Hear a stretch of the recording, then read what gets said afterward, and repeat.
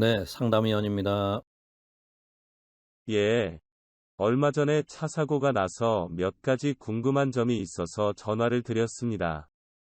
네, 사고 사항을 구체적으로 말씀해 주시기를 바랍니다. 저는 5톤 냉동 탑차를 운전하는 운전자인데요. 보름 전에 짐을 상차하고 오르막길을 올라가던 중에 갑자기 차가 미끄러지는 바람에 브레이크도 안 듣고 핸들도 안 들어서 옹벽을 들이받는 사고가 났습니다. 도로는 약한 비가 내리는 상태였고요. 빗길이라 조심하며 감속해서 운전하고 있었지만 예상치 못하게 갑자기 미끄러진 차를 순식간에 제어하기는 거의 불가능했습니다. 사고로 인해서 차는 대파돼서 결국 폐차를 했고요.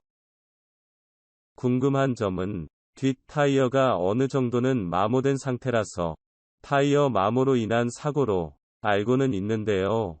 왜 오르막길에서만 심한 미끄러짐이 있었나요? 또 타이어가 어느 정도 마모되었을 때 차가 갑자기 미끄러질 수 있나요? 문의 사항에 대한 답변을 드립니다. 지금부터 말씀드리는 사항을 잘 숙지하시고 앞으로 안전 운전을 하시길 바랍니다.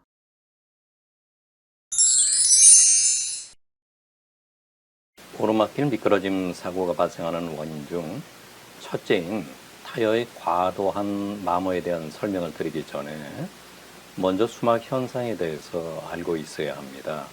이 수막 현상이란 빗길에서 자동차의 바퀴가 마찰력을 유지할 수 있는 속도를 넘어서 주행할 때 순간적으로 바퀴가 무리에 떠서 활주하는 상태를 말하는데요. 이는 차가 규정의 속도로 주행할 때는 타이어가 지면에 있는 물을 완전히 밀쳐내며 물이 제거된 상태에서 지면과의 마찰력을 유지하는 상태로 주행이 이루어집니다.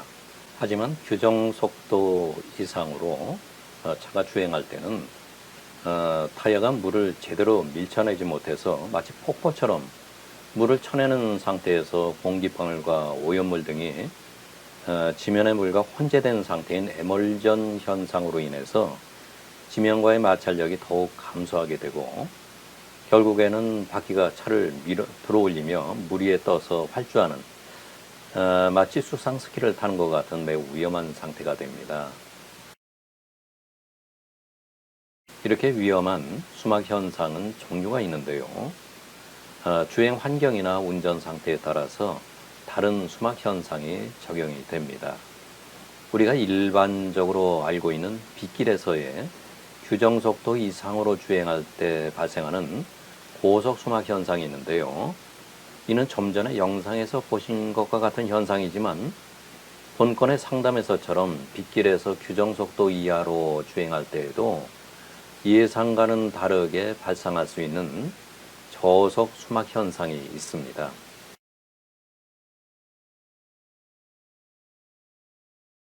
저속 수막 현상에 의한 빗길 미끄러진 교통사고를 예방하려면 타이어의 홈의 깊이가 확보되어야 합니다. 홈의 깊이가 얕으면 타이어의 트레드면이 지면의 물을 충분히 배수할 수가 없어서 바퀴가 순간적으로 물 위에 뜨게 됩니다. 또한 노후된 타이어도 트레드면이 불규칙하게 변했기 때문에 배수가 안 돼서 동일한 위험에 직면할 수 있습니다. 일반적으로 트레드 홈의 깊이가 1.6mm 이하이면 불량인데요. 이는 용달 차량처럼 비교적 크기가 작은 자동차에 해당이 되는 거고요. 상담하시는 대형 화물이나 또는 버스는 3.2mm 이상의 깊이가 유지될 필요가 있습니다. 이는 타이어 공업협회 또는 연합회 이런 데서 추천하는 깊이가 됩니다.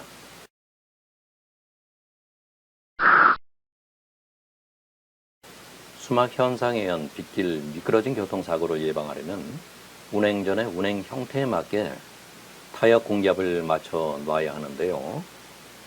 왼쪽 그림의 타이어 단면 모양을 보면 타이어의 공기압이 높을수록 지면과의 접촉 면적이 적어집니다. 우리가 이미 알고 있는 고속 수막 현상은 타이어의 공기압이 높을수록 적게 발생하지만 과도한 공기압은 접촉 면적이 너무 적어서 미끄러짐이 증가할 수가 있고요.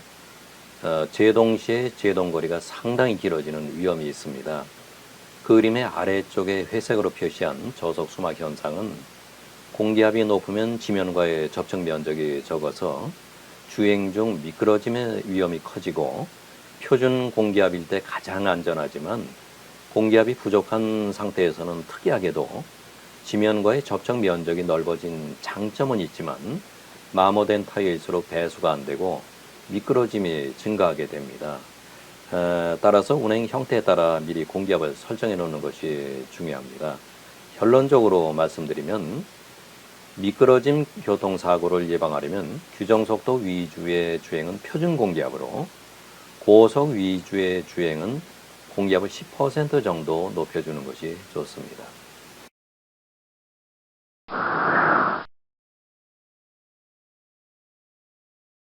미끄러짐 사고의 세 번째 원인 중 첫 번째는 과적이 있는데요.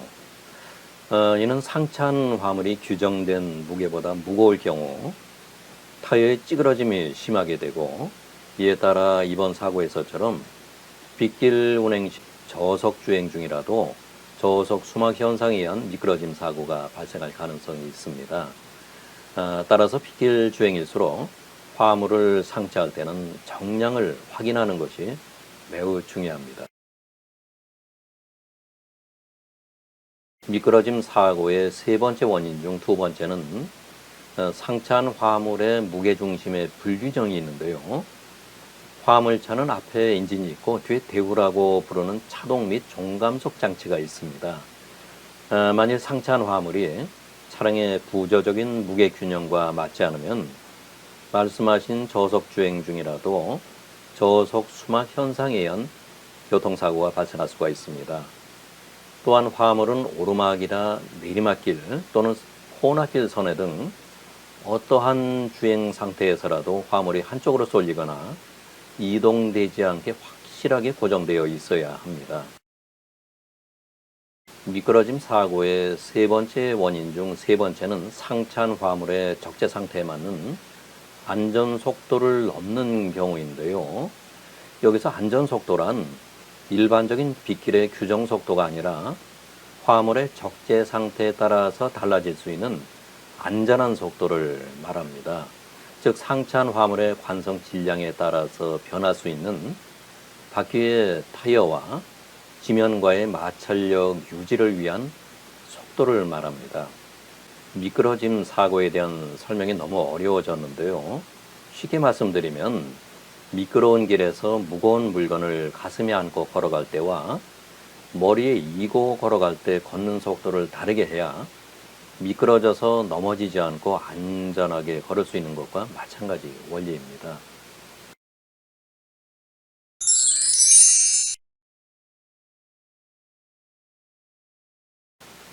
미끄러짐 사고의 네 번째 원인 중 첫 번째는 차동장치 또는 차동 제한 장치에 이상이 있는데요. 이 장치가 고장이 나면 코너길 주행 중 차의 뒤쪽에서 소음이 발생하고, 만일 화물을 적재하지 않은 상태로 주행 중이라면 차량 뒷부분이 좌우로 흔들리는 요잉 현상이 발생하는 것을 확인할 수 있습니다. 따라서 평소에 차의 이상 상태를 확인하고 점검하는 것이 매우 중요합니다. 미끄러짐 사고의 네 번째 원인 중 두 번째로는 ASR이라는 장치가 있는데요. 이것은 안티-스핀 레귤레이터의 약자로, 그 기능은 화물차가 오르막길 도로나 급출발 시 구동바퀴의 미끄러짐을 방지하기 위해서 엔진의 출력을 조정해주는 역할을 합니다. 이 장치가 제대로 작동하지 않으면 저속 수막 현상에 의한 미끄러짐 사고가 발생할 가능성이 매우 높습니다. 끝으로 브레이크 편제동이 있는데요. 이는 평소에 브레이크 작동 시에 이상을 알 수 있지만 이에 대한 정비가 제대로 이루어지지 않는 상태라면 빗길 제동 시에 차체 쏠림이 심하게 돼서 바로 사고로 이어질 수 있습니다. 이상 말씀드린 사항을 잘 숙지하시고 안전한 운전을 하시기를 바랍니다.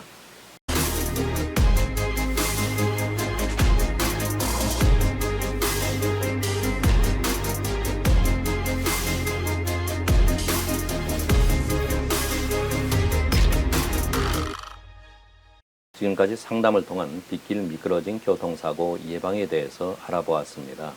본 영상이 안전운전에 많은 도움이 되셨기를 바라오며 철저한 차량 관리로 수익 좋고 안전한 운전을 하시길 바랍니다.